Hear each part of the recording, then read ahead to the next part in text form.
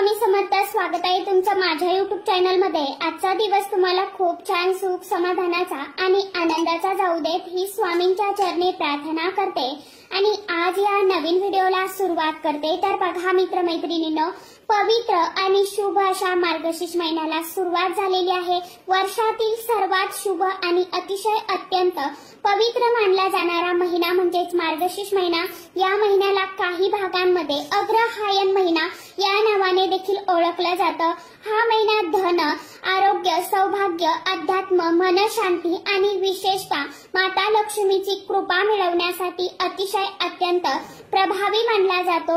या व्हिडिओमध्ये आपण बघणार आहोत की मार्गशीर्ष महिन्याचं महत्त्व, या महिन्यात काय करावं, काय करू नये, काय खावं, काय खाऊ नये, खास करून लक्ष्मी प्राप्तीसाठी कोणते उपाय करावे, माता लक्ष्मीची कोणती सेवा करावी, घरातील कोणते दोष या महिन्यात दूर करावे, रोजचे नियम, आठवड्याचे उपाय, विशेष दिवस आणि शुभ वेळा। त्याचप्रमाणे या महिन्यामध्ये एक अतिशय अत्यंत प्रभावी असा उपाय आपल्याला आवर्जून करायचा आहे, तो म्हणजे आपल्याला या मार्गशीर्ष महिन्यामध्ये एका झाडाला स्पर्श करायचा आहे। या उपायामुळे काय होईल तर शत्रू तुमच्या समोर लोटांगण घालेल आणि 7 पिढ्यांचं जे काय दुःख, दारिद्र्य आहे तर ते नष्ट होईल, गरिबी संपेल, असा हा प्रभावी उपाय आपल्याला करायचा आहे। त्यामुळे आजच्या व्हिडिओमध्ये तुम्हाला असाच एक अतिशय अत्यंत प्रभावशाली उपाय सांगणार आहे। उपाय कशा पद्धतीने करायचा आहे, कोणत्या वेळेमध्ये करायचा आहे, याविषयीची संपूर्ण माहिती आजच्या या नवीन व्हिडिओमध्ये मी तुमच्या बरोबर शेअर करणार आहे। त्यामुळे तुम्ही हा व्हिडिओ स्किप न करता शेवटपर्यंत नक्की बघा। चॅनलवरती तुम्ही जर हा व्हिडिओ पहिल्यांदा बघत असाल तर चॅनलला आवर्जून सबस्क्राइब करा आणि असेच नवनवीन माहितीपूर्ण व्हिडिओ बघण्यासाठी समोरील बेल आयकॉनलाही प्रेस करा।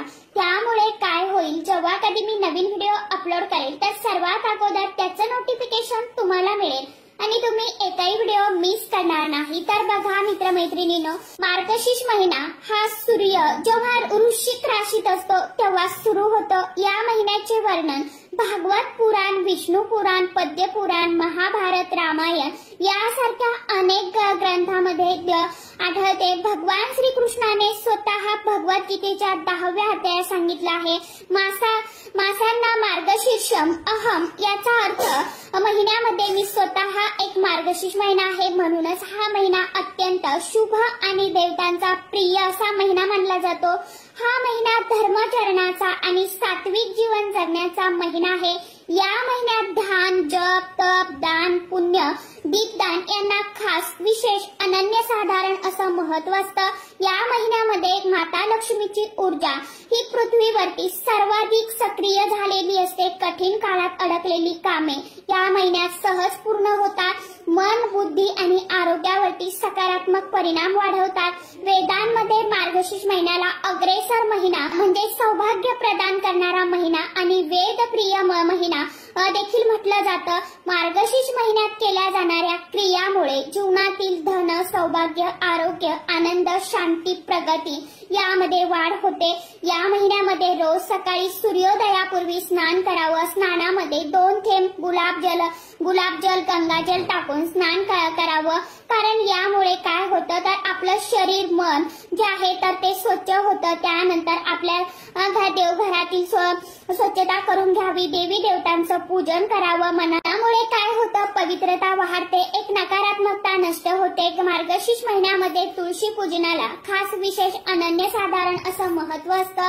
रोज या महिन्यामध्ये तुळशीला विशेष करून तुम्हाला गंध लावायचा आहे, फूल, अक्षदा, धूप, दीप अर्पण करायचा आहे। आपल्याला तुळशी मातेला प्रदक्षिणा करायच्या आहेत, भगवान श्रीकृष्णांचा जप करायचा आहे। ओम नमो भगवते वासुदेवाय नमः किंवा ओम दामोदराय नमः यापैकी कोणत्याही एका मंत्राचा तुम्ही जप करू शकता। रोज देवी लक्ष्मीची आराधना करायची आहे, सोबतच भगवान श्री हरी विष्णू देवांची सेवा करायची आहे। रोज घरात गाईच्या तुपाचा दिवा लावायचा आहे। लाल फूल किंवा कमळ जे आहे तर कमळाचं फूल जे आहे तर ते माता लक्ष्मीला अर्पण करायचं आहे। खीर किंवा तांदूळाची खीर किंवा मखाण्याची खीर जो आहे तर तो सुद्धा तुम्ही मंगळवार, गुरुवार, शुक्रवार नैवेद्य अर्पण करू शकता। श्री सुक्तम पठण करायचं आहे घरामध्ये। रोज देवघरात एक दिवा लावावा, तुळशी जवळ लावावा, घराच्या मुख्य दरवाजामध्ये एक दिवा लावावा। याने घरातील अडचणी, भांडणे, नकारात्मकता कायमची नष्ट होते. पितृतर्पण करावं. सकाळी नदीकाठी किंवा घरामध्ये ताम्हणातून तर्पण करावं. ओम पितृदेवाय नमः या मंत्राचा जप करावा. त्याचप्रमाणे गरिबांना अन्नदान, गोमातेचं सेवादान, वस्त्रदान, दीपदान, तिळाचं दान या सर्वांना या महिन्यामध्ये खूप विशेष महत्व असते. मार्गशीर्ष महिन्यात सोमवारी उपवास केला जातो, गुरुवारी देखील उपवास केला जातो, एकादशीच्या दिवशी सुद्धा उपवास केला जातो. या महिन्यामध्ये खूप प्रभावी असा हा महिना जो आहे तर खूप प्रभावी मानला जातो. त्याचबरोबर मार्गशीर्ष महिना म्हणजे माता लक्ष्मीची कृपा, त्यामुळे कृपा मिळवण्यासाठी सुद्धा खूप महत्वाचा असतो. त्यामुळे माता लक्ष्मी आपल्याकडे प्रसन्न होते, आकर्षित होते. त्यासाठी आपल्याला आपलं घर सुद्धा स्वच्छ ठेवायचं असतं. घरामध्ये ज्या काही विना कामाच्या वस्तू आहेत तर त्या सुद्धा आपल्याला बाहेर काढून टाकायच्या असतात. त्याचबरोबर रोज सकाळी पाण्याच्या कळशीत एक तुळशी पान टाका. त्याचबरोबर 1 चमचा गंगाजल सुद्धा तुम्ही टाकू शकता. महिलांची ऊर्जा म्हणजे लक्ष्मी ऊर्जा, त्यामुळे या महिन्यात महिलांचा आदर, सहकार्य केल्याने घरात भरभराट होते. माता लक्ष्मीला कमळ फूल जे आहे तर ते खूप प्रिय आहे. त्यामुळे शक्य असेल तर कमळाचं फूल माता लक्ष्मीला अर्पण करा. कमळाच्या बिया म्हणजेच कमळ गठ्ठाचे मणी जे आहेत तर ते देखील तुम्ही माता लक्ष्मीला अर्पण करू शकता. श्री सुक्त, विष्णू सुक्त, माता लक्ष्मी सुक्ताचं पठण करा. महालक्ष्मी अष्टकम पठण करा. विष्णू सहस्रनाम पठण करा. घरात वेद पुराणांचे पठण करा. मार्गशीर्ष पौर्णिमा विशेष पूजा असते, त्यामुळे या दिवशी विशेष माता लक्ष्मीची पूजा करा. झाडे लावा.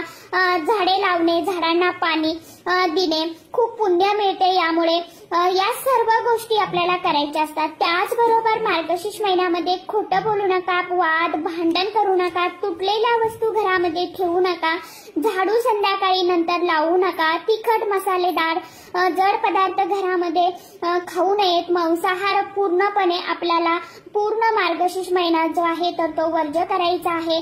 किंवा घरामध्ये आपल्याला कुणाची निंदा, चुगली जी आहे तर ती करणं टाळायचं आहे. देवघरात केवळ सुगंधीपणा, रासायनिक धूप, अगरबत्ती आपल्याला लावायची आहे. घर अस्वच्छ ठेवू नये, अन्न वाया घालवू नये, रात्री उशिरापर्यंत जागरण करू नये, पैशांचे जे खर्च आहेत तर ते टाळावे, गर्व करू नये. त्याचबरोबर तुळशीचं पान रविवारी कधीही तोडू नका. स्त्रियांचा अनादर करू नका. झोपाळ वृत्ती, आळस दूर ठेवा. राग धरून जे आपलं वाग नाही तर ते वागणं आहे तर ते टाळा. या महिन्यामध्ये सात्विक आहार घ्यायचा आहे. या महिन्यामध्ये तुम्हाला देवी लक्ष्मीची पूजा जी आहे तर ती आवर्जून करायची आहे. आणि या महिन्यामध्ये तुम्हाला या एका झाडाला स्पर्श करायचा आहे. आणि या झाडाला जर तुम्ही स्पर्श केला तर तुमच्या जीवनातील सर्व ज्या काही अडचणी आहेत तर त्या नक्कीच दूर होतील. घरामध्ये असणारे शत्रू, दारिद्र्य जे आहे तर ते कायमचे संपून जाईल. वाईट शक्ती, नकारात्मक शक्ती या ज्या आहेत तर त्या कायमच्या नष्ट होतील. तुमच्या मनामध्ये ज्या काही इच्छा, आकांक्षा आहेत ना तर त्या इच्छा तुमच्या पूर्ण होतील. असा हा प्रभावी उपाय आपल्याला मार्गशीर्ष महिना संपण्यापूर्वी करायचा आहे. मार्गशीर्ष महिन्याची सुरुवात 21 नोव्हेंबर वार शुक्रवार या दिवसापासून झालेली आहे. मार्गशीर्ष महिन्याची समाप्ती ही 18 डिसेंबर वार गुरुवार या दिवशी होणार आहे. तर या दिवशी तुम्हाला म्हणजे हे संपूर्ण जो महिना आहे तर या महिन्यामध्ये तुम्हाला जमेल त्या वेळेमध्ये, जमेल त्या दिवशी तुम्हाला हा जो उपाय आहे तर तो करायचा आहे. बघा आता हा उपाय कशा पद्धतीने करायचा आहे. जर तुम्हाला शक्य असेल तर हा उपाय जो आहे तर तो गुरुवारी जास्तीत जास्त करण्याचा प्रयत्न करा. कारण की गुरुवार हा माता लक्ष्मी आणि भगवान विष्णुदेव महाराजांचा असतो. आपल्या गुरूंचा म्हणजे श्री स्वामी समर्थ महाराजांचा असतो. या दिवशी जर आपण या झाडाची पूजा केली, सेवा केली तर साक्षात आपल्या जीवनातील सर्व अडचणी ज्या आहेत तर त्या दूर होऊन आपल्या मुलांची प्रगती होते, आयुष्याचं सोनं होतं. आणि म्हणूनच आपल्याला या झाडाचं पूजन जे आहे तर ते करायचं आहे. आता जे उंबराचं झाड आहे, औदुंबराचं झाड आहे ना तर त्या उंबराच्या झाडाजवळ जाऊन तुम्हाला हा उपाय करायचा आहे. म्हणजे ज्याला औदुंबराचं झाड म्हणत असतो.